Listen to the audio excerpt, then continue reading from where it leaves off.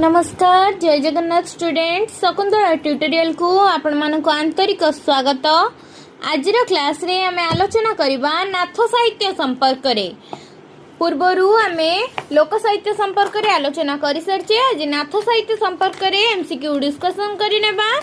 प्रथम प्रश्न, ओडिशार नाथ संप्रदाय नाथ साहित्य पुस्तकर रचयिता किए? ओडिशार नाथ संप्रदाय और नाथ साहित्य पुस्तकर रचयिता हेउचंदी बंशीधर महांती। नाथ धर्म और दर्शन पुस्तकर रचयिता किए? नाथ धर्म और दर्शन पुस्तकर रचयिता दोल गोविंद शास्त्री। प्रथम प्रश्न है कि आमे नाथ साहित्य कहिले कौन बुझुचे? नाथ साहित्य हेउची एक आध्यात्मिक साहित्य धारा जहाँ जोग तपस्या और आत्मज्ञान उपरे आधारित अटे। एटा को न जानले आमे एमसीक्यू एडी केमती गति करबा। प्रथमे आमे जानिबा नाथ साहित्य काहाको कुहा जाय। नाथ साहित्य कोन? नाथ साहित्य हेउची एक आध्यात्मिक साहित्य धारा जहाँ जोग तपस्या और आत्मज्ञान उपरे आधारित अटे।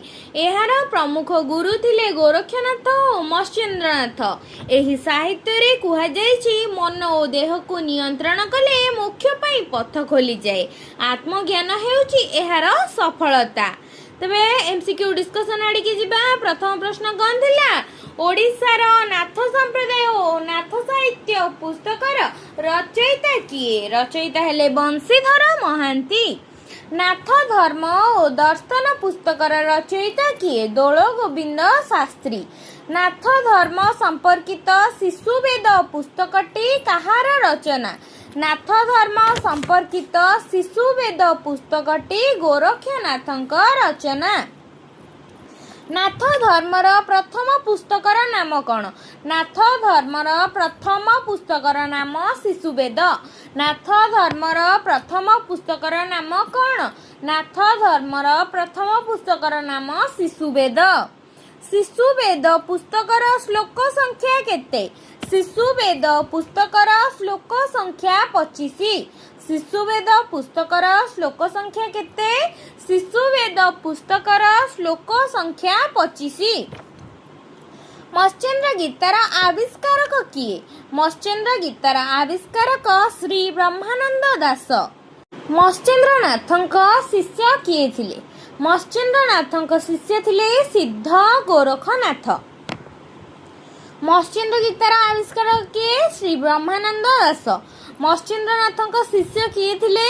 मत्स्येन्द्रनाथଙ୍କ शिष्य थिले सिद्ध गोरखनाथ। गोरखनाथଙ୍କ शिष्यଙ୍କ नाम कौन? लोई बा लुईपा। सिद्ध सिद्धांत पद्धति पुस्तकर लेखक किए बा रचयिता किए? सिद्ध सिद्धांत पद्धतिर रचयिता गोरक्षनाथ। नेक्स्ट क्वेश्चन, अमरकोश पुस्तकटी कहा नामरे भणिता होइतिला? अमरकोश पुस्तकटी कहा नामरे भणिता होइतिला? अमरकोश पुस्तकटी आदिनाथଙ୍କ नामरे भणिता होइतिला। किए नेपालर आर्य अवलोकितेश्वर भावरे पूजा पाइथिले? किए नेपाल रे आर्य अवलोकितेश्वर नामरे पूजा पाइथिले? मत्स्येन्द्रनाथ। केउ ग्रंथरे गोरखनाथ और मल्लिकनाथ वचनिका माध्यम मत्स्येन्द्रनाथ जन्म कथा वर्णित होइछि? अष्टांग योगधारणम ग्रंथरे गोरखनाथ और मल्लिकनाथ वचनिका माध्यम मत्स्येन्द्रनाथ जन्म कथा वर्णित होइछि। परचे गीता ग्रंथटी कहा द्वारा रचित? परचे गीता ग्रंथटी द्वारिका दासଙ୍କ द्वारा रचित। परचे गीता ग्रंथटी कहा द्वारा रचित? द्वारिका दासଙ୍କ द्वारा रचित। सप्तांग योगधारणम ग्रंथटी किए लिखिछंती? सप्तांग योगधारणम ग्रंथटी बलराम दास लिखिछंती। ना भूल गई। सप्तांग योगधारणम ग्रंथटी गोरक्षनाथ लिखिछंती, किंतु सप्तांग योगसार टीका ग्रंथटी बलराम दास लिखिछंती। सप्तांग योगधारणम ग्रंथटी गोरखनाथ लिखिछंती। सप्तांग योगधारण टीका ग्रंथटी बलराम दास लिखिछंती। ଓଡ଼ିଶାରେ ନାଥମାନଙ୍କର ପ୍ରଧାନ ପୀଠ ବା ଗାଦି କେଉଁଠାରେ ଥିଲା? ଓଡ଼ିଶାରେ ନାଥମାନଙ୍କର ପ୍ରଧାନ ପୀଠ ବା ଗାଦି କେନ୍ଦ୍ରାପଡ଼ାର କିଆରୀ ବାବାଙ୍କ ମଠ ଥିଲା। କିଆରବାଙ୍କ ମଠ ଥିଲା। ଓଡ଼ିଶାରେ ନାଥମାନଙ୍କର ପ୍ରଧାନ ପୀଠ ବା ଗାଦି କେନ୍ଦ୍ରାପଡ଼ାର କିଆରବାଙ୍କ ମଠ ଥିଲା। ନେପାଳର ଗୋରେଖନାଥ କେଉଁ ନାମରେ ପରିଚିତ? ନେପାଳରେ ଗୋରେଖନାଥ ନେପାଳ ସିଦ୍ଧ ନାମରେ ପରିଚିତ।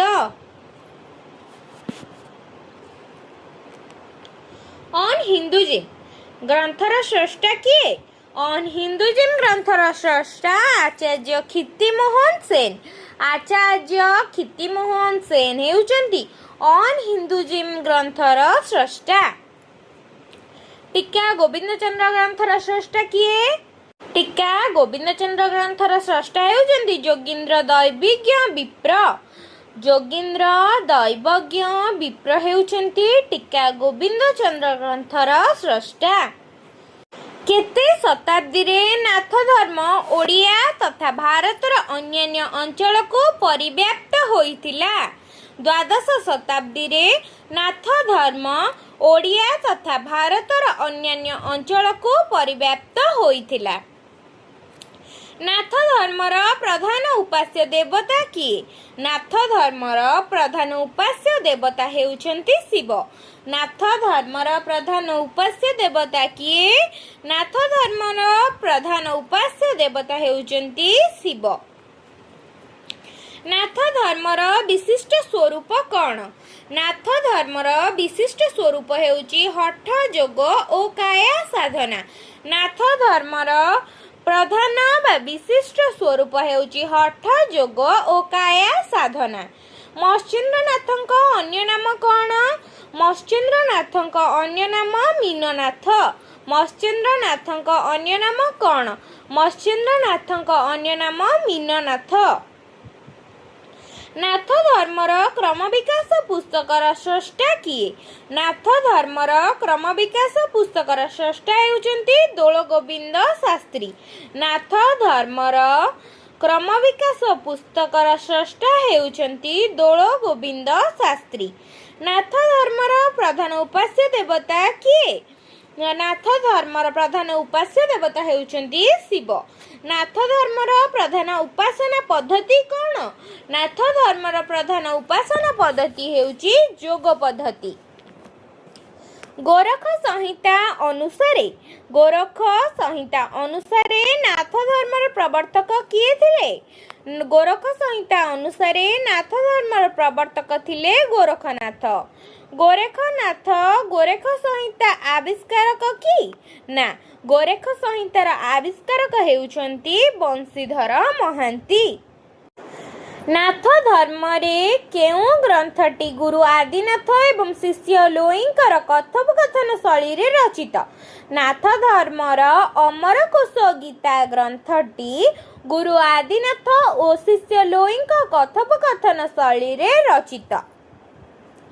କେଉଁ ଗ୍ରନ୍ଥରେ ନାଥ ଧର୍ମର ତତ୍ତ୍ୱକୁ ବିଶ୍ଳେଷଣ କରାଯାଇଛି?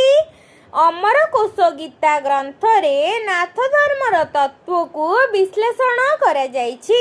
କେଉଁ ଗ୍ରନ୍ଥରେ ନାଥ ଧର୍ମର ତତ୍ତ୍ୱ ବିଶ୍ଳେଷଣ କରାଯାଇଛି? ଅମରକୋଷ ଗୀତା ଗ୍ରନ୍ଥରେ ନାଥ ଧର୍ମର ତତ୍ତ୍ୱକୁ ବିଶ୍ଳେଷଣ କରାଯାଇଛି।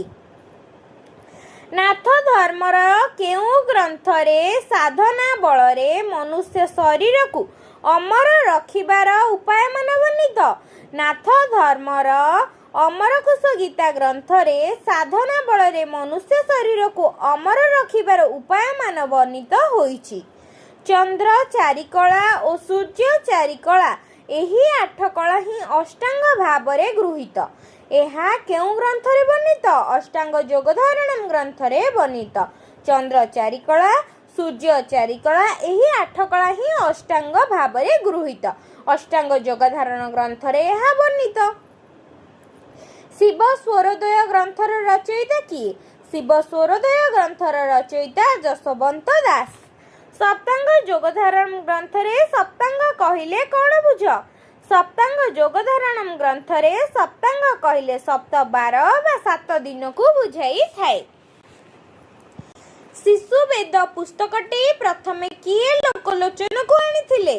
शिशु वेद पुस्तकटी को प्रथमे बंशीधर महांती लोकलोचन को आनिथिले।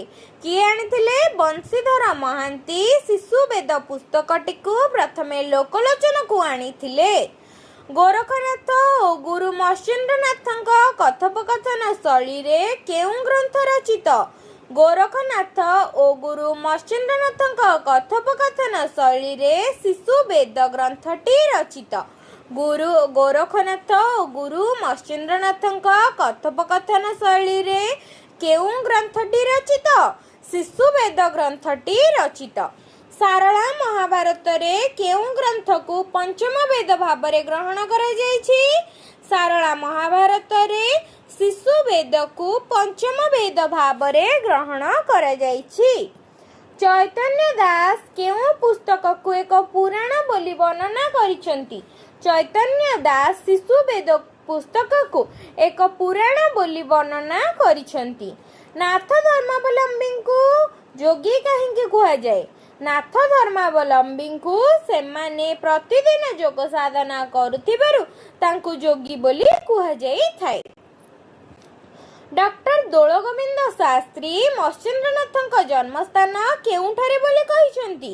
डॉक्टर दोलगोविंद शास्त्री मत्स्येन्द्रनाथ जन्मस्थान ओडिशा रे बोली कहिसंती। गोविंद चंद्र पुस्तकर रचयिता किए? गोविंद चंद्र पुस्तकर रचयिता जसवंत दास। गोविंद चंद्र पुस्तकर रचयिता किए? जसवंत दास। नाथ सिद्ध मानक साधना रे कहार स्थान नथिला? नाथ सिद्ध मानक साधना रे नारीर स्थान नथिला। कहार स्थान नथिला? नारीर स्थान नथिला। केउं साधक द्वयंकु नेई बंगाल रे नाथ साहित्य गढ़ी उठिछि? गोरखनाथ और मीननाथ को नेई बंगाल रे नाथ साहित्य गढ़ी उठिछि। केउं दुईटी धर्मर समन्वय होइछि नाथ धर्म? तांत्रिक बौद्ध धर्म और तांत्रिक हिंदू धर्म को नेई सृष्टि होइछि नाथ धर्म। शिशु वेद को नाद ब्रह्म बोली किए कहिसंती? शिशु वेद को नाद ब्रह्म बोली नटवर सामंतराय कहिसंती। ओडिशा रे नाथ धर्मी पंथी केते प्रकारर? ओडिशा रे नाथ धर्मी पंथी 2 प्रकारर। गोरखनाथ एंड मेडिवल मिस्ट्रिजिम ग्रंथटीर रचयिता किए? गोरखनाथ एंड मेडिइवाल मिस्ट्रिजिम ग्रंथर रचयिता डॉक्टर मोहन सिंह।